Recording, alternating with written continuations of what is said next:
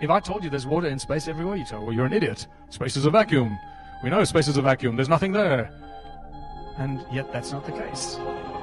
When you start researching space and water, it becomes mind-blowing.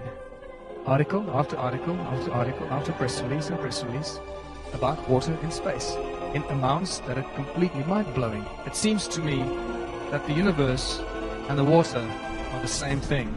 On the left is one of those deep space images of the universe.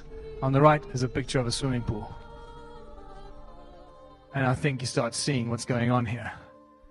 And the lies and the deceptions are getting bigger and bigger. Also keep in mind that many of the images that we get shown by NASA come from radio telescopes, not from optical telescopes that actually photograph an object. It's a radio telescope that brings radio signals, and then they convert those into beautiful images through NASA's artistic impression graphic designers.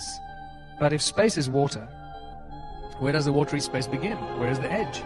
Well, if we start listening to what the Bible tells us in some ancient scriptures, maybe we should listen to all of it. It says God placed the firmament in the sky to separate the waters of the heavens from the waters below. No idea what that means, but I'm starting to get an interesting picture. And then how did God create the flood? It tells us God opened the gates of heaven to let the water pour in on the earth. Okay, now I'm starting to see how you can create a flood. A cola carbonated beverage here at 2.5 atmospheres, somewhere deep below the sea. This you should never try at home. Shaking up your Coke, because you know what's bound to happen when you take your Coke and you open it up and it sprays all over the room. Didn't happen. Look at that. That's physics in motion right there. Archimedes' principle or Boyle's law or something like that. Yeah. Ohm's law, Pythagoras. Okay, nice little fizzy.